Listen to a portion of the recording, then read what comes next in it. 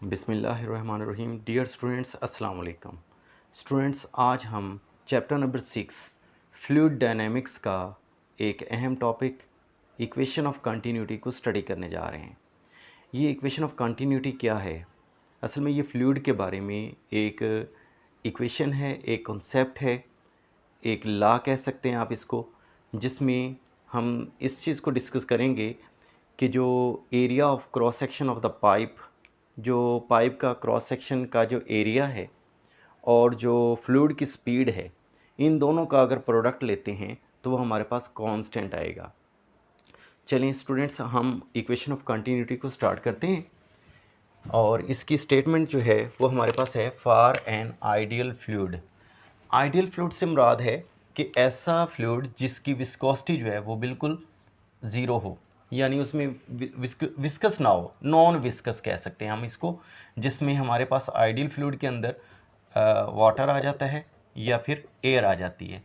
तो यहाँ पे हमने चूँकि एक पाइप लिया है तो उस पाइप में हम वाटर को फ्लो करवा रहे हैं, ठीक है। तो आइडियल फ्लूइड से मुराद हमारे पास यहाँ पे वाटर है। For an ideal fluid the product of cross sectional area, ठीक है, क्रॉस सेक्शनल एरिया का जो प्रोडक्ट है ऑफ द पाइप, ठीक है। ये जो एरिया हमने लिया है ये पाइप का एरिया लिया है, पाइप के क्रॉस सेक्शन का एरिया लिया है। सपोज कर लें ये हमारे पास ए है एंड द फ्लूइड स्पीड, इसको हम वी से रिप्रेजेंट कर देते हैं, जो कि फ्लूइड इसके अंदर आइडियल फ्लूइड जो है वो इसके अंदर मूव करेगा, तो उसको हमने वी से रिप्रेजेंट कर दिया है। तो इन दोनों का जो प्रोडक्ट है एट एनी पॉइंट, किसी भी पॉइंट पर अगर आप उसको चेक करेंगे, इन दोनों का प्रोडक्ट जो है along the pipe is constant, तो वो क्या होगा? कांस्टेंट होगा। अब देखिए स्टूडेंट्स, इसमें हमारे पास वही जो कि हमने ये सारी स्टेटमेंट पढ़ी है और इस सारी स्टेटमेंट का खुलासा ये है कि product of cross sectional area of the pipe A and fluid speed is equal to constant. कि अगर देखा जाए तो ये दो चीज़ें हमारे पास हैं, एक हमारे पास है क्रॉस सेक्शनल एरिया ए और दूसरी चीज़ है फ्लूइड स्पीड, इन दोनों का प्रोडक्ट लेना है। अब ऐसा है कि अगर देखा जाए तो इन दोनों का आपस में जो रिलेशन है वो इन्वर्स है, कि जहाँ पे एरिया ज़्यादा वहाँ पे फ्लूइड की स्पीड कम, और जहाँ पे एरिया कम वहाँ पे फ्लूइड की स्पीड ज़्यादा हो जाएगी, तभी तो इनका प्रोडक्ट जो है वो कांस्टेंट है। अब जैसे आप सपोज कर सकते हैं कि ये हमारे पास A we is equal to constant लिख रहे हैं, तो इसका मतलब क्या है कि एरिया अगर फ़र्ज़ कर लें कि एक जगह है उस वहाँ पे एरिया कम है, जहाँ पे सपोज़ कर लें कि ये हमारे पास जो पाइप है यहाँ पे एरिया अगर कम है, सपोज़ कर लें यहाँ पे एरिया हमारे पास है 2 मीटर स्क्वायर, ठीक है, और यहाँ पे स्पीड ज़्यादा है, तो स्पीड सपोज़ कर लेते हैं कि 5 मीटर पर सेकेंड है, ठीक है, और एरिया हमारे पास था 2 मीटर स्क्वायर। अब देखें कि हमारे पास इसका जो प्रोडक्ट आएगा वो कितना आएगा? 10, ठीक है। और अब देखें यहाँ पे आ जाते हैं, यहाँ पे जहाँ पे एरिया ज़्यादा है, अब एरिया ज़्यादा है इस पोजीशन पे अगर एरिया हमारे पास 5 है और स्पीड हमारे पास 2 होगी, तो यहाँ पे भी प्रोडक्ट हमारे पास 10 नहीं आएगा। तो इसका मतलब है कि अगर एक चीज़ को बढ़ाते हैं, अगर एरिया बढ़ता है तो स्पीड कम हो जाती है, और अगर स्पीड को बढ़ाते हैं, ठीक है, अगर स्पीड को बढ़ाते हैं तो एरिया कम हो जाता है, तो दोनों का जो प्रोडक्ट है वो कांस्टेंट ही रहेगा। तो ये हमारे पास है इक्वेशन ऑफ कंटिन्यूटी। तो अब इसको हम मज़ीद डिस्कस कर लेते हैं। इसकी स्टेटमेंट तो हम पढ़ चुके हैं और इसकी जो मैथमेटिकल फॉर्म है वो भी हमारे पास आ चुकी है कि A we is equal to constant. अब देखिए स्टूडेंट्स कि ये हमारे पास डायग्राम है, हमने एक नॉन यूनिफॉर्म साइज़ का एक पाइप ले लिया है, ठीक है। यहाँ पे उसका जो साइज़ है यानी कि उसका जो एरिया है वो कम है और यहाँ पे एरिया ज़्यादा है। ये लोअर एंड है, ये हमारे पास कौन सा एंड है? ये उसका लोअर एंड है, ठीक है, lower end of the pipe, और ये हमारे पास है अपर end of the pipe.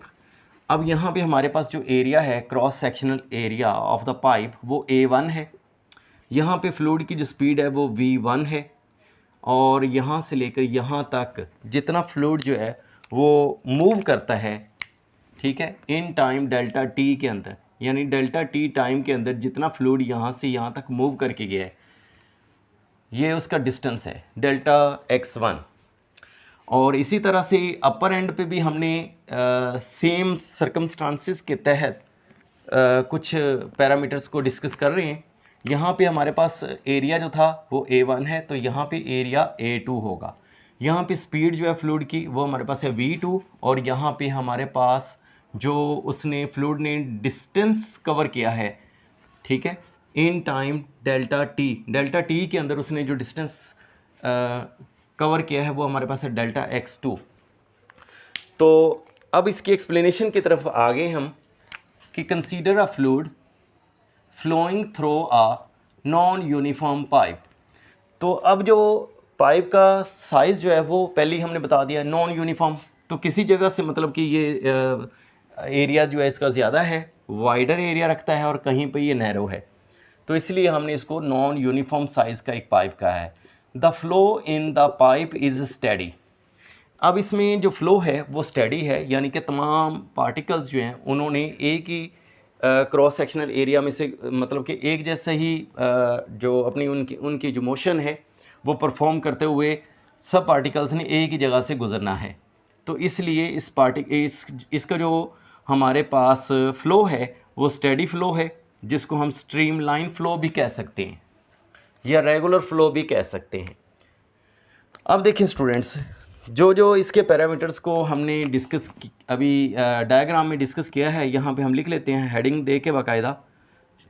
Eight lower and, तो हमारे पास एट लोअर एंड, अब लोअर एंड पे कुछ पैरामीटर्स को हम स्टडी कर लेते हैं। सबसे पहले देखें स्टूडेंट्स, लोअर एंड पे जो एरिया है, area of cross section of pipe का जो एरिया है क्रॉस सेक्शन लोअर एंड पे, वो क्या है हमारे पास, A1 है, ठीक है। इसके बाद डिस्टेंस मूव्ड, जो डिस्टेंस मूव कर रहा है fluid, distance moved by fluid in time delta T is equal to delta x1, ठीक है। और इसमें हमारे पास जो V1 है, ये फ्लूइड की जो स्पीड है, फ्लूइड स्पीड, जो फ्लूइड की स्पीड है हमारे पास वो है V1, ठीक है। और यहाँ पे एक और चीज़ है कि यहाँ पे जो डेंसिटी है, density of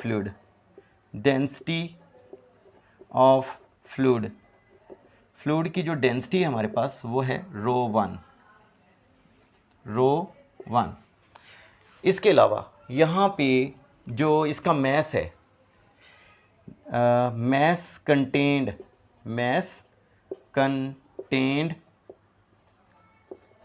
bye the fluid at lower end पे जो मैस फ्लूइड कंटेन कर रहा है वो हमारे पास है डेल्टा M1, ठीक है। अब ये चीज़ें हमारे पास आ चुकी हैं, इसमें एरिया आ चुका है, डेल्टा x1 आ चुका है, V1 आ चुके हैं, रो1 आ चुका है, और डेल्टा M1 आ चुके हैं। तो अगर हम यहाँ पे डेंसिटी का एक फार्मूला जैसे हम पढ़ चुके हैं, as we know that students, density का फार्मूला तो हम जानते ही हैं क्या होता है। डेंसिटी जो होती है वो हमारे पास है, density is equal to mass per unit volume, ठीक है। अब मैस पर यूनिट वॉल्यूम, तो अब देखिएगा कि जो वॉल्यूम होगा लोअर एंड पे, जो वॉल्यूम होगा, एक चीज़ तो हम यहाँ से स्किप हो गई कि volume at lower and, volume of fluid at lower and, जो लोअर एंड पे वॉल्यूम होगा वो V1 होगा, ठीक है। अब ये हमारे पास डेंसिटी का फार्मूला आ गया है कि डेंसिटी का फार्मूला हमारे पास किसके बराबर आ गया, rho is equal to mass per unit volume, ठीक है।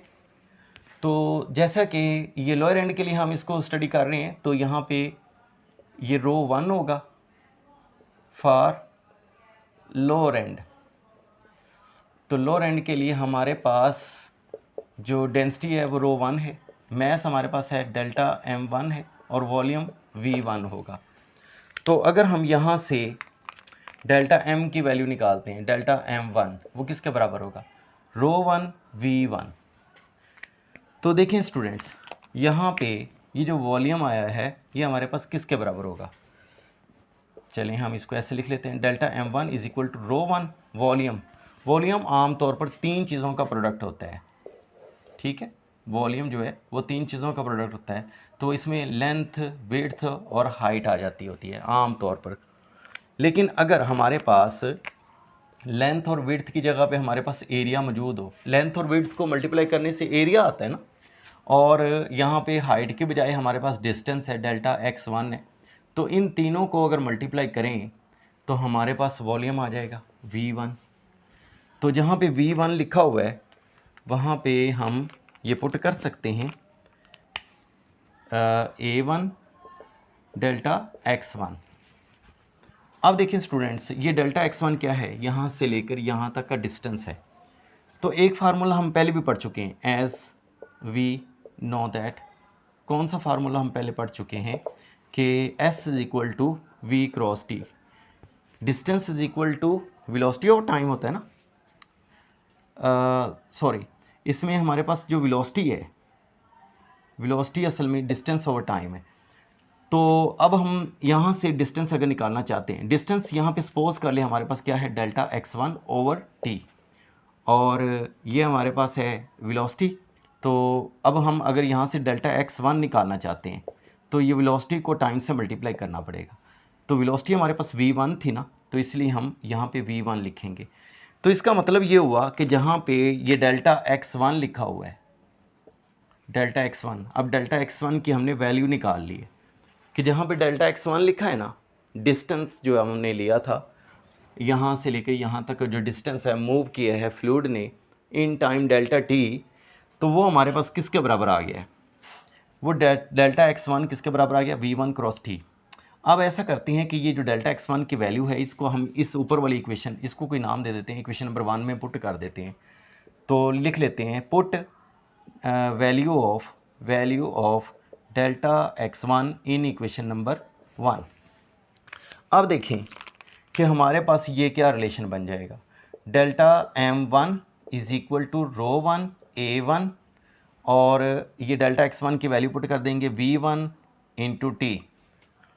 तो ये हमारे पास आ गया है जी, इसको हम एक कह देते हैं, ये हमारे पास इक्वेशन आ गई, इक्वेशन नंबर 2। अब जैसे ये सारा काम हमने लोअर एंड के लिए किया है, इसी तरह से हमने अपर एंड के लिए भी सेम सर्कमस्टांसेस में कुछ पैरामीटर्स को डिस्कस कर लेना है, ठीक है। तो यहाँ पे हम यहाँ पे हेडिंग देते हैं एट, यहाँ हमने लिखा था एट लोअर एंड, अब लिखेंगे at upper and, upper and. तो उसी तरह से सारी चीज़ें हम लिख लेते हैं। सबसे पहले हमने लिखा था volume of the fluid at lower and, तो वॉल्यूम हमारे पास होगा volume of fluid at upper and. Upper and पे जो वॉल्यूम होगा वो किसके बराबर होगा, v2 के बराबर होगा। इसके बाद लिखा था हमने area of the cross section, area of cross section of pipe का जो एरिया आया है वो हमारे पास है A2, ठीक है। इसके बाद डिस्टेंस मूव्ड, तो ये डिस्टेंस हमारे पास किसके बराबर आ जाएगा, डिस्टेंस उसी तरह से लिख लेना है, distance moved bye the fluid, distance moved bye the fluid. अब वो कितना है, डिस्टेंस कितना है students, distance moved bye the fluid in time delta T, in delta T, तो वो है डेल्टा x2, ठीक हो गया ये वाला डिस्टेंस, ठीक है। एरिया भी लिख लिया, डिस्टेंस भी लिख लिया, और हमने ये speed of the fluid, speed हमारे पास किसके बराबर आ जाएगी फ्लूइड की, वो v2 है, और डेंसिटी हमारे पास किसके बराबर आ जाएगी, डेंसिटी वो आ जाएगी रो 2 के बराबर। तो ये सारे सर्कमस्टेंसेस को, पैरामीटर्स को हमने यहाँ पे मेंशन कर दिया है। इसी तरह से सेम मतलब कि पैरामीटर्स पे चलते हुए हम डेंसिटी का फार्मूला निकालेंगे, ठीक है। और वो डेंसिटी का फार्मूला अब हमारे पास क्या होगा, रो 2, ठीक है, और वो किसके बराबर होगा, डेल्टा M2, ठीक है। और इसी तरह से ये वॉल्यूम है V1, यहाँ से हमने डेल्टा M2 निकालना है। डेल्टा M2 वो किसके बराबर होगा, रो 2 इंटू V2, वॉल्यूम V2 लिखेंगे ना, अपर एंड की बात कर रहे हैं, ठीक है।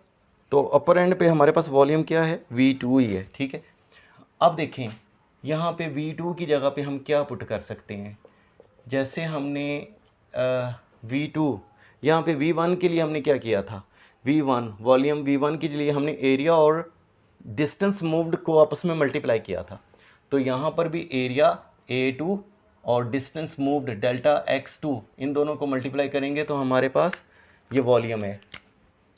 यानी ये V2 हम ऐसे लिख सकते हैं कि V2 किसके बराबर है, A2 डेल्टा X2 के, ठीक है। अब देखें यहाँ पे हमारे पास डेल्टा M2 की वैल्यू किसके बराबर आ गई, रो 2 और A2 डेल्टा X2। A2 की जगह पे हम डेल्टा X2 की जगह पे लिया लिखेंगे, जैसे डेल्टा X1 की जगह पे हमने लिखा था, यहाँ लिख लेते हैं डेल्टा X2 किसके बराबर होगा, V2 इंटू T, ठीक है। और ये डेल्टा M2 किसके बराबर आ जाएगा, रो 2 A2 V2 इंटू T। अब देखें स्टूडेंट्स कि जितना मैस जो है यहाँ से एंटर हुआ है, जितना फ्लूइड जो है, जितना मैस कंटेन करता है और वो इधर से एंटर हुआ है, और उतना ही मैस जो है वो यहाँ से लेफ़्ट करेगा। यानी एक ही तो पाइप है और एक ही पाइप के दोनों एंड्स को हम डिस्कस कर रहे हैं, ठीक है। तो इसलिए हमारे पास according to law of conservation of mass को अप्लाई करेंगे, according to law of conservation of mass. According to law of conservation of mass के मुताबिक जो मैस एंटर हुआ है, ठीक है, वो हमारे पास है डेल्टा M1, और वो जो मैस लेफ़्ट किया है यहाँ से वो हमारे पास है डेल्टा M2। तो इसमें वैल्यूज़ पुट कर देते हैं कि मैस कंजर्व ही रहेगा, ठीक है। तो डेल्टा M1 की वैल्यू हमारे पास क्या आ गई थी, ये आई थी रो 1 A1 V1 इंटू T, और इधर रो 2 A2 V2 इंटू T। तो अब देखें स्टूडेंट्स कि ये जो T है वो T से कैंसिल, ठीक है। और डेंसिटी जो है, अब हम एक ही फ्लूइड यूज़ कर रहे हैं ना, इनकम्प्रेसिबल आइडियल फ्लूइड, और जाहिर है एक ही पाइप है तो यहाँ पे जितना फ्लूइड एंटर हुआ है उसकी जो डेंसिटी होगी और यहाँ वाले की डेंसिटी जो है वो सेम है, ठीक है। So fluid is incompressible, so density at both ends, दोनों एंड्स पे जो डेंसिटी होगी विल बी सेम। तो दोनों एंड्स पे डेंसिटी कितनी होगी, सेम होगी। इसलिए rho 1 is equal to rho 2 is equal to rho. तो अब देखें कि ये जो हमारे पास डेंसिटी के लिए ये रिलेशन आ गया, तो यहाँ पे रो 1 लिखा है, यहाँ पे भी रो लिख देंगे, और A1 V1 is equal to row A2 V2। तो ये डेंसिटी से कैंसिल हो जाएगी। अब हमारे पास क्या रिलेशन बच गया है कि ये A1 V1 किसके बराबर आ गया, A2 V2। तो अब देखें एरिया और जो फ्लूइड स्पीड है, इनका जो प्रोडक्ट है वो हमारे पास किसके बराबर आ गया, A2 और V2 के बराबर है। यानी कि A1 एरिया और स्पीड का जो प्रोडक्ट है एट लोअर एंड, एरिया और स्पीड का प्रोडक्ट एट लोअर एंड वो बराबर है एरिया और स्पीड के प्रोडक्ट के।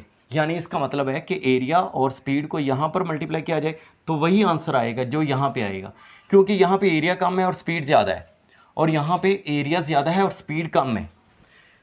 तो इसलिए हम इन जनरल इन जनरल ये लिख सकते हैं कि एरिया और स्पीड का जो प्रोडक्ट है वो क्या है, कांस्टेंट है। तो यही हमारे पास इक्वेशन ऑफ कंटिन्यूटी है। तो उम्मीद है स्टूडेंट्स आपको ये इक्वेशन ऑफ कंटिन्यूटी बहुत अच्छे तरीके से समझ आ गया होगा। तो अगर कोई आपका क्वेश्चन हो तो आप पूछ सकते हैं। अपना ख्याल रखिएगा। अल्लाह हाफिज़।